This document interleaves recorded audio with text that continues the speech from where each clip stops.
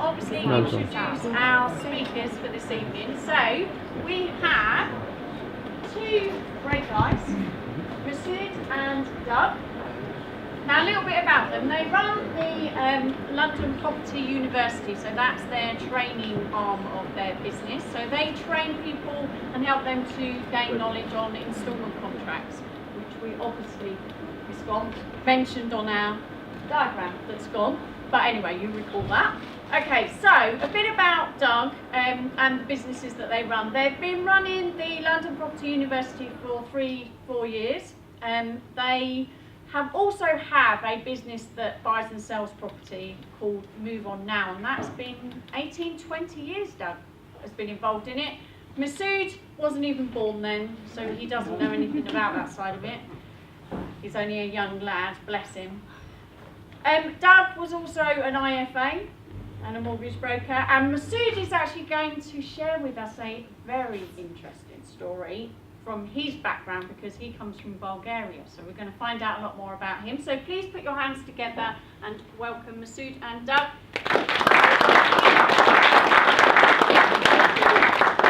Good evening, Hatfield. Good evening. Louder. Good evening. Good evening. We're going to have an exciting evening this evening. So in the next 40 to 50 minutes, we're going to show you how we're making 50,000 plus on each and every deal using what we call vendor term agreements, otherwise known as instalment contracts. And we're going to show you how we're going to do that without taking out a mortgage, without the need of a deposit, without running a credit check, without finding tenants, without paying for voids or repairs, without paying for maintenance. And in fact, you can do all of that without any experience whatsoever. So, different. Before we proceed, I'd like to introduce myself. I'm Doug Ponsford, and I bought my first property back in 1976. And leap forward into 1980s, I set up an IFA mortgage broking practice. And during my time as a mortgage broker, I learned some very creative financing strategies. And I learned how to buy property using only other people's money and none of my own. So I remember my first buy-to-let property was a very simple deal, 60,000 value. It was a below market value, so I agreed to pay 40,000. I went to the bank and borrowed 57,000 based on the 60,000 value, paid 40, banked 17,000, 3-bedroom terraced house to let. So I use that as my business model moving forward, and now I run on a daily basis my own property portfolio, which is a multi-million pound portfolio, and that produces a net income every year of well into 6 figures. When the market crashed in 2007, which I'm sure a lot of you remember, it became quite difficult to get hold of finance. And at that time I was using the bank's money rather than my own money, and of course I was using sellers' money as well. I was asking the seller to lend me the money so I could buy their property, which I'm still doing today. But because it became difficult to get finance, we needed to find a new strategy. Luckily, Masood came along at that time, so we started working together using instalment contracts or vendor term agreements, and that has enabled us to further grow my portfolio, and is producing profits of in excess of £50,000 on every deal. And over the last three and a half years, we've completed on a good number of deals that have brought in quite a good revenue. So that's enough about me. Masood, over to you. Right. Good evening, ladies and gentlemen. Again, my name is Mesud Sali. As you can guess from my accent, I'm from Eastern Europe, Bulgaria. So I arrived in the UK 29th of August 2005 as a university student. I was accepted to Richmond American International University there. It rather had a very lovely building and very, very beautiful background. But the problem was I came from a village. I came from a very poor background, so my family couldn't afford more than £700. That's the whole amount of money I had in my pocket. Next day I turned up at university and I had to pay my maintenance fees. I had only £25 left. So I came from a foreign country. My English wasn't good at all. It still isn't. I didn't have any friends, and I had no money. So I had to make it work. I had to make it happen. And I've always believed UK is a wonderful country and we can establish business. So if I can make it happen, you can all make it happen too. That day I made a promise to myself. I'm going to succeed. I'm not going to let my family down. They've tried their best to bring me into this country and make me, well, help me to get a university degree. And I made a promise to myself. So I would like you to all stand up, if you may. And I would like you to make a promise to yourself. I would like you to raise your hand, your right hand up in the air, and your other hand on your heart. I am going to make money from property. I am going to make money from property. Once more, twice loud. I am going to make money from property. Once more, twice loud. I am going to make money from property. Thank you. Give yourself a round of applause.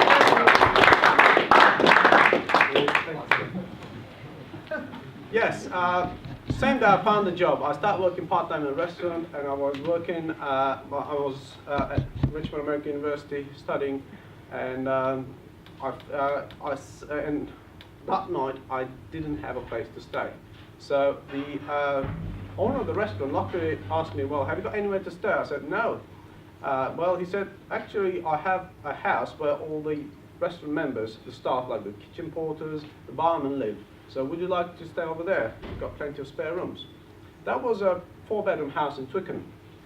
So I went there and I saw, well, quite a nice house, big house, and I started thinking about it. Well, rents are quite expensive in this country, and this house has got plenty of vacant rooms, and also it's got 2 lounges and a big porch. I asked the owner next day, well, can I manage this property? I mean, I'll look after the bills, I'll look after the mortgage, and can I sublet the rooms? He said, get on with it. I didn't like the house anyway. I hate managing it. I hate the landlord, so it cost me £700 a month.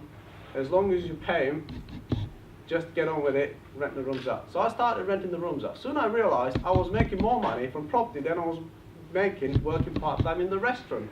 So I was working part-time, making money from property, and I was able to pay my university fees and for education. So it was great. So I thought, well, how can I buy more properties? How can I actually, rather than subletting from landlords, how can I actually control those properties and make them available to buyers or tenants? So that's when I started attending property events like yourself, and I started educating myself, and gradually I learned some cutting edge strategies. Tonight we're going to share with you the most cutting edge, the most profitable strategy in residential property in the UK, and you will find out why. So an overview of the evening. What we're going to go through is what is vendor term agreement, how we're making massive profits in each and every deal. We're going to show you some real life examples, and we're going to show you how we're buying and controlling property using a single document, which I've left at the back of the room. And then we're going to bring our offer to you. So it would be daft of us to come all this way and not offer you an opportunity to learn more. So we're going to bring you that at the end of the evening if you would like to hear more. So, Doug, what is a vendor term agreement? Well, Masood, you know, most people believe that what we're doing is lease options, but it isn't an option. And when you understand about vendor term agreements, if you're doing lease options or you know about them, you would probably never do one ever again. What is it then? It's a standard conveyance. So what we're looking for is that we're looking to sell the property that we've acquired, and we're going to show you how we're doing that. We're going to look to sell the property to a buyer who is unable to obtain a mortgage, either because they don't qualify or because they don't have a big enough deposit, which is probably about 80% of the UK population today. Most people who are forced to rent property because they can't get a mortgage, they don't qualify. From Eastern European, you have to wait 5 years before you can apply for a mortgage. Self-employed with no accounts, bad credit. There's lots and lots of reasons why people can't get mortgages today. So we're looking for that large, very, very large market. So that offers massive opportunities because our market is absolutely huge.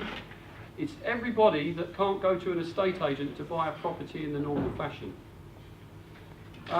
It's the most profitable strategy because what we're doing is that when we acquire property or we're buying property, we're actually selling it for up to 25% more than the current market value.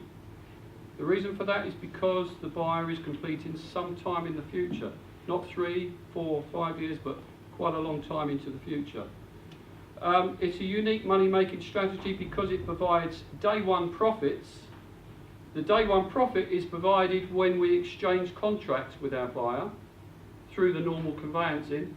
We exchange contracts, they pay a deposit, and then we create a massive cash flow each month from the instalments that they make to us. They don't make rental payments plus a super rent as they would with an option, and they don't have only 1, 2, 3, 4 or 5 years to complete as they would with an option. In fact, an instalment contract runs for 35 years.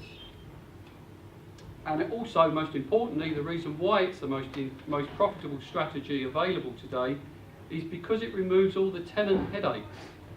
I've been buying property for a long time, over 25 years, and I have a very large portfolio.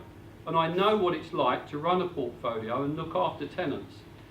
And if you have a small portfolio and you enjoy being a landlord, that's great. But tenants cost a lot of money to put into a property because there are voids, there are repairs, there are renewals, and there's agents' fees. So what we do with an instalment contract or vendor term agreement is we put a buyer into the property. The buyer becomes responsible for the property, for the upkeep of the property. We have no maintenance problems, no voids, no repairs. Taking that away from the bottom line, when your income comes in and you take away all your expenses of putting the tenant into the property, if you take away the expenses, your bottom line looks much, much more rosy. So it's the most profitable strategy by far. I can demonstrate that quickly with a picture. What is the average price of a house in this area? £200,000? Would that be fair? Yep. If £200,000 is the average price for a house, if you sold this house today for £200,000, that's the market value. And that's how much you're going to get. Well, in instalment contracts, you're going to get slightly more. Actually, 10 to 25% more. Because this buyer is paying you a small deposit and making monthly payments until it's paid off. So, if this buyer buys this property, he's not going to pay £200,000, he's going to pay 220 plus. Because he's not paying the whole 220,000 today, he is happy to pay that price. Where else he can buy a house with a small deposit and no mortgage. So usually we get 5 to 10% deposit. In some instances, even more. Depends what sort of savings we have. So if we had £20,000 as a deposit, that's the amount we get first payday. Okay? If you rented this £200,000 house in this area, how much rent would you get? £1,000? Is that about right? So you're going to get £1,000 a month on this one. Plus all the tenant expenses. So you remove 20% straight away out of it. When you have an agent, when you have voids, maintenance, and you have to probably got wear and tear from time to time. So in this instance, you don't have none of that, and your monthly installments will be £1,300. Automatically, you're making £300 more on a gross basis. So that's your monthly cash flow. Also, because when the buyer completes, you have back-end profit. So at this time, after some period of time, they'll probably get a mortgage and will make a big chunk of payment. So you make a back-end profit.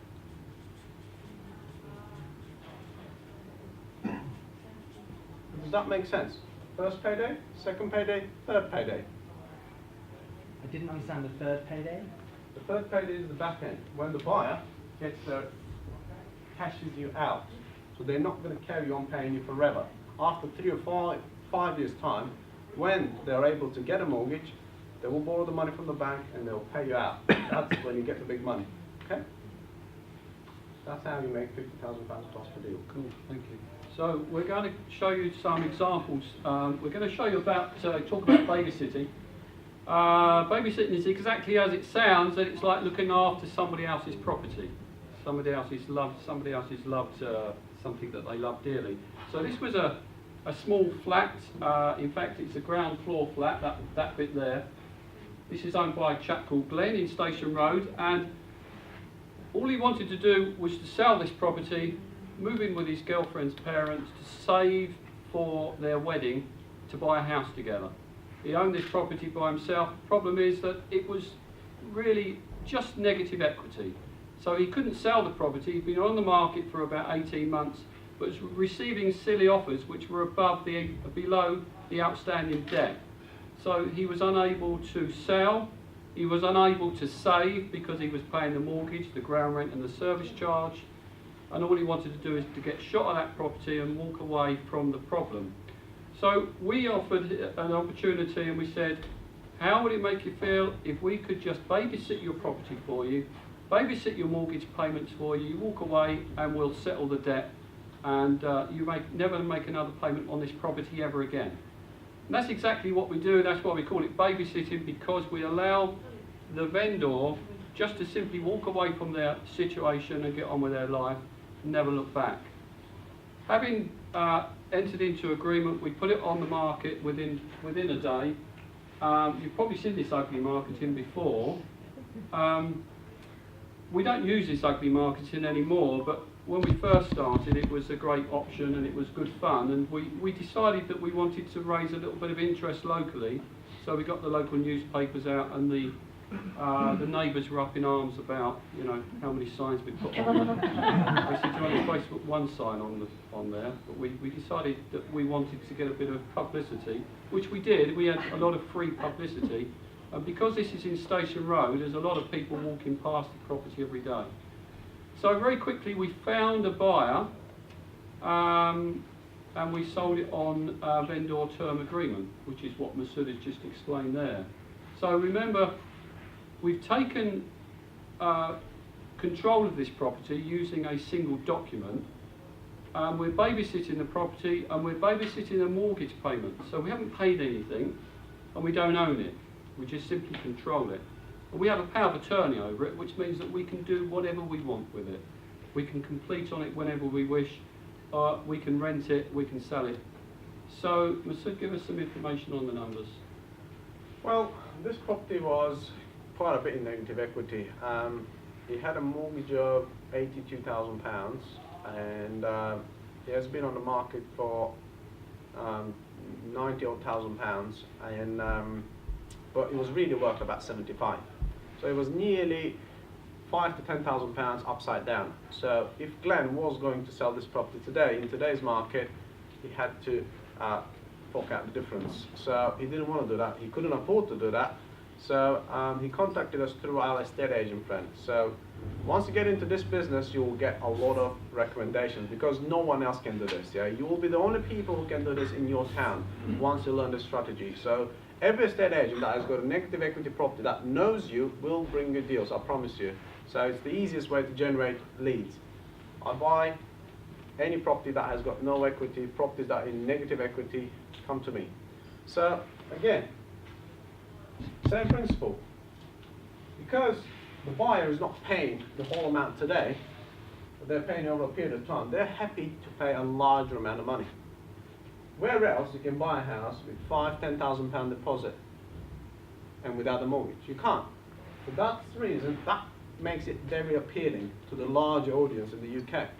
So for this property, as you saw on the signs, we asked for £5,000, moves you in, £597 a month, and the flat is yours. And a lady that was walking past, she saw our sign and she called us, and she said, "Well, I'm interested in your property and I like your marketing, so thank you."